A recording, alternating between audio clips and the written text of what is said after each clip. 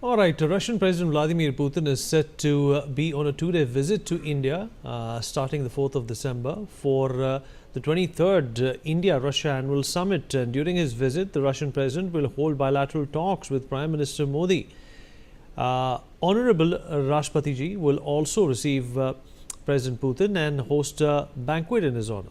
And according to the statement made by the Ministry of External Affairs, the forthcoming state visit will provide an opportunity for the leadership of India and Russia to review progress in bilateral relations, set the vision for strengthening the special and privileged strategic partnership, and exchange views on regional and global issues of mutual interest. Well, let's talk about this and what perspectives we can garner in terms of this very important and crucial visit by President Putin. Ambassador K.P. Fabian, former diplomat, with us on the show. Major General Dhruv Katoch, senior defense expert and director of the India Foundation, also joins us on the program. Mr. Sumit Peer, senior political commentator, with us on the program. And Alison Mutler, former AP Bureau Chief in Romania, is also joining us on the show. Gentlemen, thank you so much for being a part of this conversation. General Katoch, I'll begin with you. Well, you know, it's an important visit, perhaps one of the most important visits for India in light of what has happened with the Americans. We cannot talk about this relationship by ignoring the elephant in the room, which is of course the American tariffs. At the same time, there's been a good bit of news that has come in that in India's last quarter has produced a very impressive GDP number, which goes on to say that India was absolutely insulated with the threat of tariffs as well as the implication of what Donald Trump wants to do. But is this, a fulcrum of a time when it comes to India and Russia redefining their relationship? There has been a template as to what we have expected from Russia and what they have expected of us. But do you think there could be more synergies coming through in areas which India and Russia have never worked on before in the past? Thank you, Vineet. Vineet, yes, I think this is going to be a very challenging time, and this visit for India, it holds tremendous importance. And there are two aspects to it, as you rightly mentioned. One is, of course, President Putin is coming, and India and Russia have had a very, very long-standing relationship, which really started with the Treaty of Friendship prior to 1971, prior to the 1971 war. Now, since then, it has been a very strong relationship. It went down a little bit when the Soviet Union got disbanded, but it has picked up again.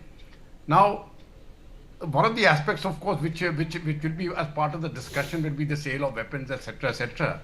But I think the key focus is going to be different this time. The focus is going to be on the Russia-Ukraine war and how India is going to negotiate that, because the tariffs are really the tariffs which the Americans are imposing is really a result of that. That is one aspect to it. The second thing is, from the Russian point of view, they are facing their own challenges. And for Russia too, this is a very important relationship.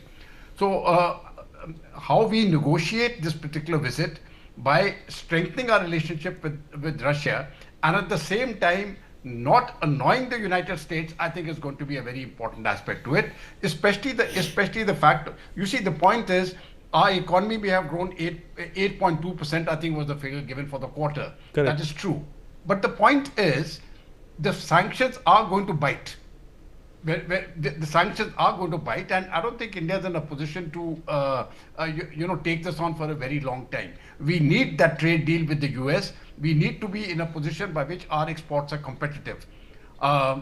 If that doesn't happen, then the subsequent quarters, when we are looking at our economy, there will be more in the range of 7%, 7.5%. If we have to maintain this 8% rate, we need to get that trade deal through. So it is this visit is very important for us, both from the aspect of the United States and from the aspect of Russia, which has been a very close friend all these years. Vineet. Absolutely right.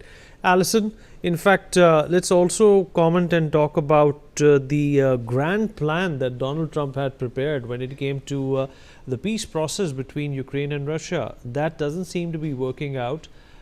India has been on the sidelines of this war, in the sense that India has supported Russia, but at the same time in its own capacity has also guided and advised Russia not to get into it in its own manner. How do you look at this trip? It's an important one for Vladimir Putin, who finds himself isolated on a number of levels. Yes, it's an extremely important visit for Vladimir Putin, who's basically an international pariah, despite his good relationship with Donald Trump and the administration. It's his first visit to India since 2022, when the war broke out. So it's very important for him. He hasn't been able to visit anywhere because he is indicted for war crimes.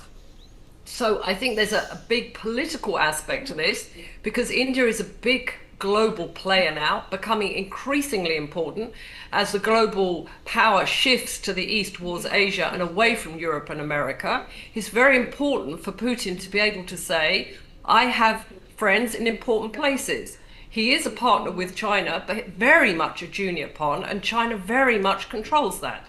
But India, I think he feels a bit more comfortable. There's been a lot of preparatory work going on, and India has played quite a clever role.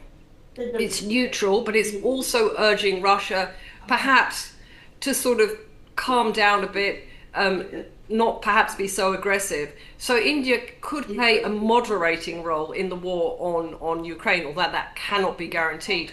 But it's very important for Vladimir Putin, not because just of the defense and the military deals and the nuclear energy and the culture, etc., all these things which are discussed at any big state level, but the fact that he is able to travel to a big country and be welcomed in a state visit. It can't be underestimated how important it is for him politically. You're absolutely right. Sumit Peer, how do you look at this visit? Obviously, there are a number of reasons we get along with Russia. There are a number of reasons we have gotten along with Russia. Russia still supports us. We still, in fact, buy a plethora of defense equipment from them. The couple of wars that we have fought in 65, 71 have all been based on the equipment that we have bought from Russia, the technology transfer. But of late, there was a concern that Russia could be drifting a little closer to China, considering the geopolitical realities that have come about in the last few decades. But that's not entirely true. Russia, just like India, has been extremely sophisticated in its foreign policy when it comes to India. They have also managed to relegate and ignore Pakistan whenever possible. And that is, in fact, a delightful proposition for India as well, considering the fact, that America has been trying to get Pakistan back on its lap. What does all of this mean to you, and how do you look at it? Vinny, thank you for having me on your show, and you have articulated it brilliantly, because the angle you're getting in is very important. First of all, you have to look at Russia as a reliable partner. Russia might not be an economic superpower. It was, and will be always a military superpower. With dead man's hand and some sophisticated weapon system, nobody can ever defeat Russia. These are some given facts. Russia is our friend, will continue to be our friend, and we've stood by Russia. After putting around few thousand sanctions and all kinds of embargoes, they're still able to fight Europe, NATO, and America put together literally. The economy has not collapsed to the best of the fantasies of Donald Trump and some people in the Europe who thought it will happen tomorrow. Still, Russia is alive and kicking. It's spending around $250 billion on its defense, and it can produce weapons 3 times faster than NATO and at 1/3 the cost. Its missile production capacity is 10 times that of NATO and American military industry put together. Today, the American war industry can produce maximum 36 jets in a year. That is the ultimate capacity. Now, as per Colonel Michael Douglas, who was the military attaché or the political advisor to Mike Pompeo, he said that there are 7 days of conventional warheads or weapons left with America. After that, they have to go to a nuclear war. There is no other option. Look at this man who has managed the things. Look at us who have managed the things. And let me take you back. 5 days back or 7 days back, Dr. Jaishankar was there. What did Trump do? He smartly put sanctions on Luke, oil, and Rosanet, which are approximately 50% of the Russia's oil capacity. Today, when we talk, there are 48 million barrels somewhere in the sea, which are not going to their coast because of those sanctions. So Dr. Jaishankar went in there. He said, look, our trade is 66 billion right now. In next 4 years, we are going to push it to 100 billion.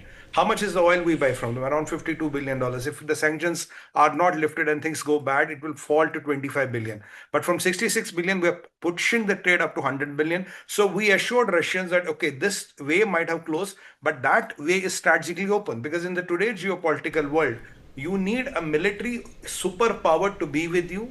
He might not be the economic leader number one. They are reliable. They are friends. They need to support you at every time. Look what Trump has done. You've propped up a third-rate jihadi general called Munir as some of the poster boy of jihad. I mean, what is the difference between Ismail Hania, Nasrallah and Munir? Absolutely no difference. They all wear uniforms. He's also wearing a uniform. So this is what Americans do to you. How reliable are they? We don't know. Does America want this trade deal? They need it more than us. Are they willing to do it? They're always playing this catch-22 situation.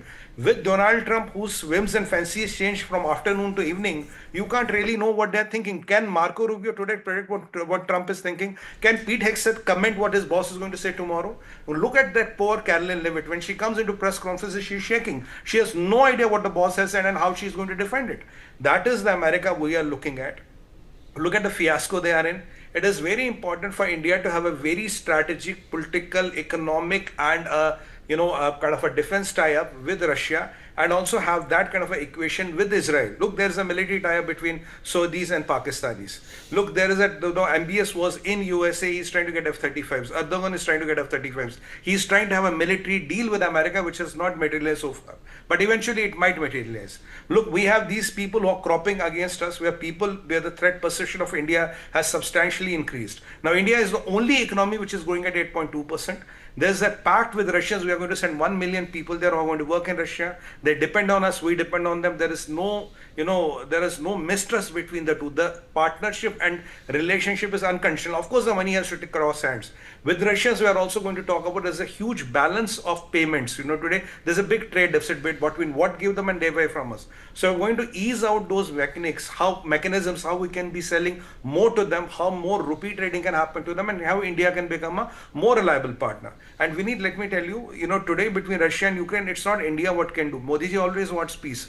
But the ball is in Europe. Europe and Trump have a catch-22 situation. Who prevails over Zelensky? That is where the war is not stopping. How can you talk of peace? On the 15 days back, you were contemplating giving him tomahawks. You have been sending him all the supplies. You have been talking to Europe, buy $149 billion of weapons to protect Zelensky, and you are asking for the Nobel Peace Prize at the same time. I don't know what this man is up to. Even in the Alaska meeting, he was there to cut his deals. He's interested to get what he can get out of Putin. That is the reality. So war is a problem which Europe and America has to settle. We always wanted peace. We are going to push for peace. But I think the elephant in the room is we have to address these changing geopolitical quagmires.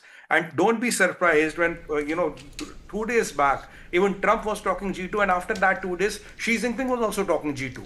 So with those things happening, where are your stable partners in the world? Where are the countries and the powers whom we are going to depend on the world and pull our things forward? So this equation and relation is much beyond what it has. I think it has to metamorphose into something which is altogether different, and it has to be there for decades, and that trust and partnership has to be there. We have to stand with them. They have to stand with us. And let me remind you one thing, sir. If you look at the national security document of the United States of America, who's the number one enemy? People's Republic of China. If you look at the national security document of Russia, who's the number one enemy? People's Republic of China. And needless to say, who is the biggest security threat to India? It's not Pakistan. You know who it is. And you know where all the money and all the crap is coming from. It is China. So in all those aspects, out of B4 countries, at least two B2 countries, that is India and Russia, have to align. China's relation with everybody is transitional. It depends what China can get and what China can get from there. So what you need to do is to align carefully and make sure our interests are protected. We are not against Americans, but not at the whims and fancies of Donald Trump and, the kind of, his mood of the day, his soup of the day, and, the quantum of salt in a soup cannot determine the foreign policy vis-a-vis India. That is the message of the center. Okay, fair enough. Strong words there, Ambassador Fabian. How do you look at this visit, and what is likely to be, that list of priorities that both the leaders, President Putin and the Prime Minister, are likely to focus on? Thank you. Good evening. Permit me to make two sort of observations on points made by the previous speakers, because our discussion has to be interactive. Now, it was said that President Trump imposed tariffs on India because that additional 25%, because India was buying oil from Russia. No, that is a wrong perception. President Trump, for reasons I don't want to explain right now, wanted to do that. And mind you, he didn't do that on China. And at that time, when he did that, Europe also was importing. So that is the story put out by the Americans, and we should be clear as to what has happened. Second point, the Western narration of treating Putin as a pariah and his joy at being received in India. Well, I find it rather amusing, because why is he a pariah? Because Putin has been indicted by the ICC, International Criminal Court. Now, what about Netanyahu, who has been indicted? Is it a pariah in the Western eyes? No. So this sort of double standard, which the West has specialized in implementing or trying to implement, well, I find it amusing. Now, coming to your question, this, we call it Privileged Strategic Partnership. Since acronyms are popular, let's call it PSP. Now, this visit is happening in the context of changing geopolitics, partly or even mainly owing to President Trump, his style of foreign policy making, about which the previous speaker mentioned much. I agree with him, but I want to make the point that whatever may be President Trump's tantrums, it is necessary for India to restore its good relations with the United States. Now, coming to President Putin's visit, it is certainly an important visit for Russia, for India, and for the rest of the world. And defense cooperation is likely to play an important part. There is talk of, I have no access to the telegrams, I'm not in the service, of S-400 and all that. And don't forget that Russia, in terms of sharing technology, has been much more, uninhibited than United States of America. So defense is important. It is true that percentage-wise, in value, of our buying from Russia has been coming down. But as our Defense Secretary Rajesh Kumar recently pointed out, Russia has been a friend in fair weather and foul weather. And, this sort of quantitative approach does not always make sense. What we have from Russia is of crucial importance to us. Now, it is not only defense. There will be much emphasis on trade, and points have been made about the mounting balance of imbalance, and Russians have a lot of money here. Now, my view is that India should have a company which deals only with Russia, such that American sanctions do not affect it. If we have such a company, whether to import oil or to sell something, then it will be much easier. Now, why haven't we done it? Well, ask the RBI. Thank you. All right, fair enough. General Katoch, your response to the defense parameters that Ambassador Fabian just highlighted. How important are they likely to be in the scheme of things that President Putin and Prime Minister Modi are to take up? No, the defense parameter is going to be very important, especially the S-400, because we will be buying 5 more regiments worth of 5 more batteries of the S-400. Of the 5 which we had purchased earlier, the balance 2 are being given now. And we want to give that sort of a cover to every single portion of India, as what the Prime Minister had mentioned earlier. So the defense cooperation is going to be very strong. And the BrahMos, of course, is an example of what we have had earlier.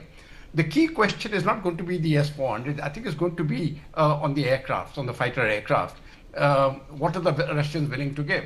or what are the French willing to give as far as the Rafale is concerned? And that is the decision which we will have to make, because our problem is really in the engines. And can we get that transfer of technology?